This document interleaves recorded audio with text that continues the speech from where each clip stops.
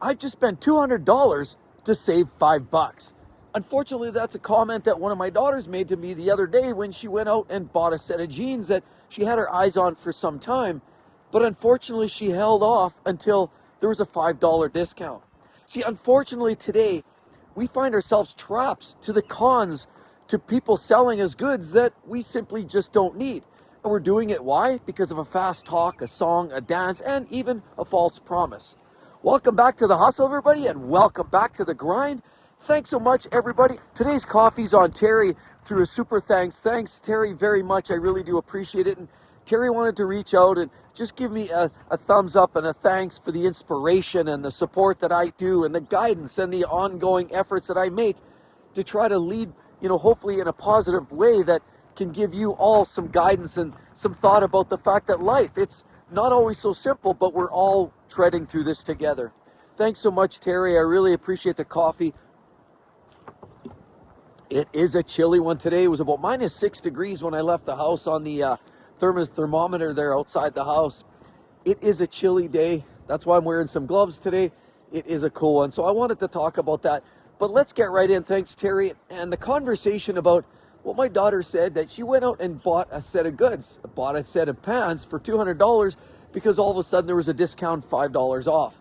So this is something that we all get trapped in. We all get conned into these purchases. This big marketing machine has us spending money, wasting money in places that maybe in many cases we wouldn't even consider doing that.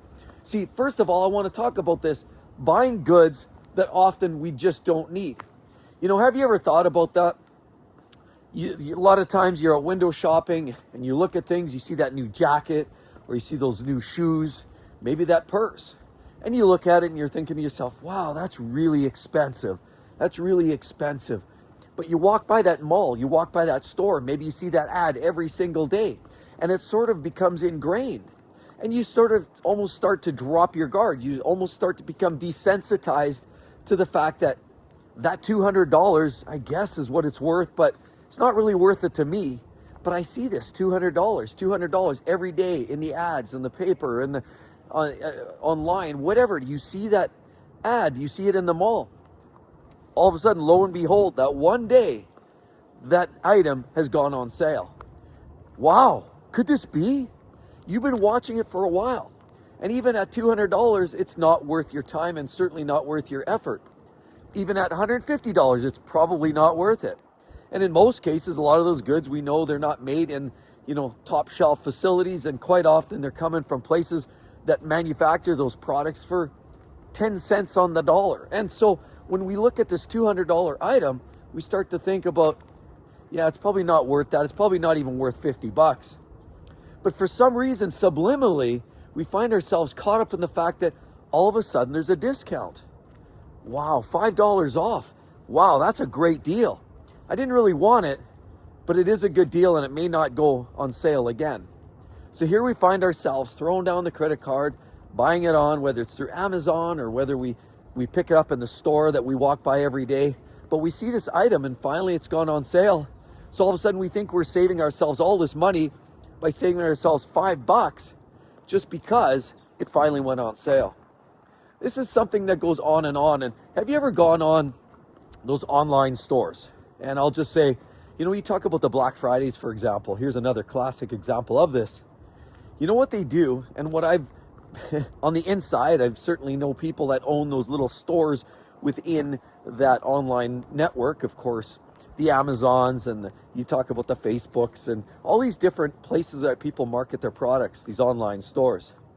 What tends to happen is they'll carry a product line for a period of time, and then just as they're coming up, usually a week to 2 weeks before this event, this Black Friday event or Christmas or some other big event, what they end up doing is they mark their product up. They'll mark it up 50%, 60%, 100%.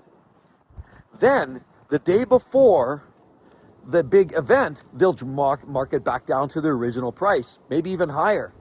And then when you go on as a consumer that are looking to get a deal, you go and you're browsing for that pair of pants or that purse or what have you. Lo and behold, wow, discounted. And you see the original price was $200 with a slash mark, new price, $155. Wow, what a great deal. So subliminally, the big marketing machine always has us conjuring up the idea of, what if it was a little bit cheaper, maybe I would buy that. See, but what we're not realizing is the fact that it's all by design, and more often than not, we find ourselves wasting money in places that we had no intentions on. And realistically, in many cases, these goods are garbage and quite often not worth a fraction of what they're being sold for. Anyway, that's one of the big factors that catches us up in this trap, this con of financial mismanagement. Another massive scam that a lot of us get caught up in every single day is buy now, pay later. Have you ever seen that? You go into the Brick or some other store that's selling, whether it's Leon's, the Brick, or some other, furniture store, and maybe you need to refurnish your house, your apartment. And it's just it seems so easy. This idea of buy it now, and you know what? They can give me 6 months, they can give me a year, 2 years to pay it off. That's right. That gets people sucked right in like there's no tomorrow. When you talk about one of the master classes in marketing, that is definitely it. Okay, you don't have the money today? That's okay, no problem. We'll get you the furniture. But remember, collections is always waiting around the corner if you don't pay your bills. So at the end of the day, people see this. And according to Lending Tree, they say almost 70% of people who engage in the buy now, pay later schemes end up buying a lot more than they actually would have bought if they had to pay cash or pay right then and there. See, a lot of people just find it super easy to say, yeah, give me that TV, give me that couch, I need those end tables, I need some furniture for the kitchen, I need all of these things. How about a bedroom suite? Buy now, I don't have to pay for another year. But a lot of people get sucked into that proverbial vortex, and it's a situation that we end up overspending grossly. It's not just about buying what we need anymore, it's buying way more than we need. And that's what this big marketing machine has us scammed and trapped into doing. Quite often we just buy till the heart's content. It's easy to just go to a checklist, check, I'll buy all those items, good. And then when it's time to pay the piper, then you're sweating bullets. It's the same thing when we talk about credit cards. It's always easier to buy a goods when you're buying on a credit card. It's always easier to buy a car when you've got a car loan, right? When you have to slap down hard-earned cash, money, and count the cash, 10, 20, 30, 40, 50, it's much, much harder to actually let go of that money once you've actually got that money. It's so much easier because of the banking business, because of lending, because of these schemes like buy it now, pay later, have people pulled in constantly and overspending, grossly overspending to the point where they'll never even be able to pay this off. Or by the time they start paying it off, it has dents, scratches, and they're kind of bored of it already. Quite often, a lot of those places are sending those types of messages, buy now, pay later, are selling, in many cases, lower quality goods. So those couches are worn out, they're scratched, they're torn on the corners, and they just don't hold up as well as high quality furniture. But what it tends to do is pull people in. It's no different than some of those organizations that deal with people with bad credit. When you go to those little cheesy car lots and they have those bad credit rebuilding facilities. Well, what kind of cars do you think they have on there? They don't have a nice low mileage Toyota or Lexus. No, they have a clapped out Chevy, a worn out Ford. They don't have good quality vehicles, but they're doing it to put you into sort of a situation where you can maybe repay, maybe rebuild that credit. But all of these are big marketing machines. And unfortunately, if you're doing the buy it now, pay me later, or of course, same thing with credit cards, it's always easier to overspend than most people just generally do. Another big scam we get caught up in is fast food coupons. These little special deals. You get these coupons. Sometimes they'll give you this packet of coupons. Maybe they'll come in the mail. Sometimes you get these tearaway coupons and it'll say a free drink with the purchase of this combo. Or, a free set of fries if you buy X, Y, and Z. We see that. Kentucky Fried Chicken, Taco Bell, McDonald's, A&W, all of these big franchises do this very intentionally. Have you ever not noticed and actually crunch the numbers? That if you have to get that free drink, you got to buy this overpriced combo, or you have to buy 2 combos to get this 1 extra fry. You're massively overspending. And sometimes you're buying a bunch of crap that you would never buy. Maybe you're buying a combo with a set of fries and you don't even like French fries, so you usually don't even eat all the fries. So quite often you just find yourself buying a bunch of stuff that you really didn't even need or want. And that's the marketing machine. It puts you in a position where you have to start debating, where's the best value? Well, now in your mind, you start crunching without putting down the numbers and really pushing the numbers and the buttons on the calculator. You start thinking, okay, what's the best value? Now you start to justify it in your own mind. Where's the best value? Where's the best bang for buck? Well, the best bang for buck is I can get this extra large fries added if I buy this, that, and the other.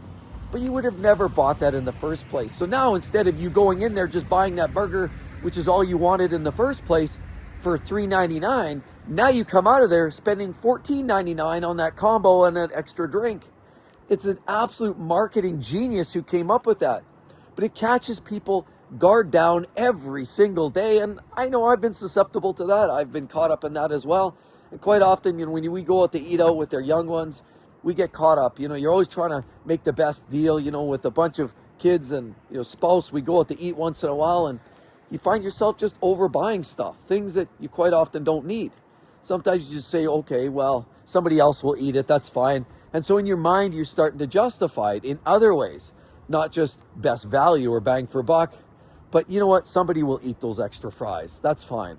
See, this is how we all get caught up in this, and we get rooked by the big marketing machine and buy things we just don't need. Another scam that I don't even know how we got scammed, because I saw a research done here recently where they said Europeans look at American consumers and wonder how would they ever get into that scam. And that's bottled water.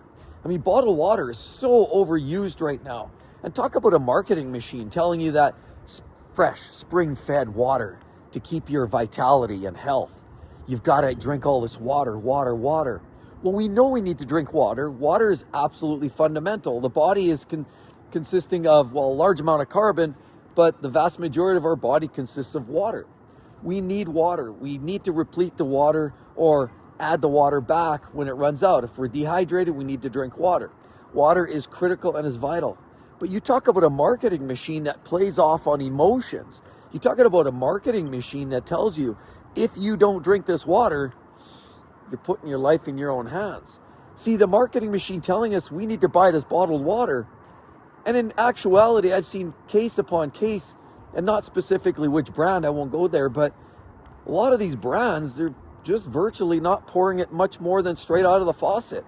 Now, okay, reverse osmosis and other kinds of ways that they run this, but quite often they'll sell it spring-fed, and we all know that it probably just comes from a plant somewhere. However it comes, it's not even the relevancy. The big relevancy here is the conversation that how we got rooked into buying these bottled waters time and time again. Now it's throwaway bottles and plastics and all that recyclables. That's another conversation for another day. But the idea of constantly having a bottle of water in your cup holder or having a bottle of water in your backpack, it's nice to be hydrated, but you talk about a marketing machine about when you go to Costco or some of those other big vendors and you go and grab that big flat of water, see, it's almost now ingrained. It's subliminal.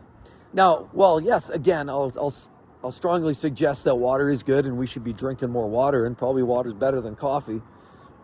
But realistically, you talk about the marketing machine at work here. You talk about one of those scams or traps that have us believing that unless we drink that bottled water, that our health is going down the proverbial drain.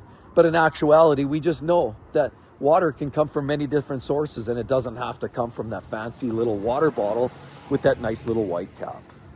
There's another big con job which we see each and every single day, and one of the strongest marketing machines out there today is the automotive industry. I mean, when you think about a new car, what is a nice new car? Oh, that nice smell, the aroma. You see these manufacturers now selling their cars by putting a celebrity behind the wheel and romanticizing it, or driving that new, that all-wheel drive car, and so you can driving it into the woods, showing that, hey, you know what, you can live this lifestyle of freedom, by going camping and driving out into the backwoods with your fancy new all-wheel drive SUV. See, they sell you on the emotions, but on top of it, there's this sort of subliminal message that's constantly being probed out there. You need to have a new car because once the old car is worn out and the warranty's gone, it's all a one big huge risk. And a lot of people see that as a big problem. They're stressed out about warranties. They're stressed out about the fact that once a car runs out of warranty, what's it going to cost me to fix? What if something breaks? What if, a starter goes? What if, Here's the what if you're driving a regular everyday vehicle like a Toyota or a Honda or most of those garden variety vehicles out there today, if you're out driving those, most of those are not actually that expensive to fix. And when you think about what a lot of people end up investing in a new car because the belief that it's going to cost them way too much outside of warranty, I mean, there are certainly cars that fall under that category. But if you want a car that, you can't fix it yourself and you're stressed out and you don't have a big bankroll, I mean, we know that cars are one of the biggest wealth killers. So on that premise, the idea is a lot of people just say, I don't want to be bothered with expensive repairs and faults and failures. I'd much rather have a brand new car. So every 3 years, people find themselves trading in because this belief that once warranty's gone, all gloves are off and all bets are off. So that whole machine of getting people in that rotating, that rotisserie, it's almost like that lazy Susan. You keep turning it around. You put that good in there, you turn that lazy Susan around, eventually comes back. That's 3 years, boom, you're into a new car. And a lot of people just buy a new car because they don't want to touch it, they don't want to be worried. And while that might be truthful in some cases, you buy expensive luxury cars or sometimes these electric cars, we know that, there is a deteriorating lifespan and certainly repairs are pretty much impossible by the home do-it-yourselfer in a lot of these cars today. There still are a lot of new vehicles that if the starter goes, so what? It's $400 to take it to the dealer. So what? Even if the transmission goes, it might be $4,000. Okay, as opposed to what? Buying that new $50,000 car when your used car is going to work for you? Even if you had to put in your old 5-year-old car and you had to put a transmission in it, it might be $4,000. A car that's worth maybe 10 today, you put in 4, now you got 14K into it. Even if the engine blows up, you put another 7 or 8,000, now you're up to low 20s. Still a far cry from 50 grand. And on top of that, when you counter the fact that depreciation on every new vehicle, that's not something fancy like a Ferrari that kind of holds its value, but almost every other vehicle that you're using day to day for your hustle and your grind, a lot of those vehicles you're losing major on depreciation, interest rates are high, and so you're doubling down.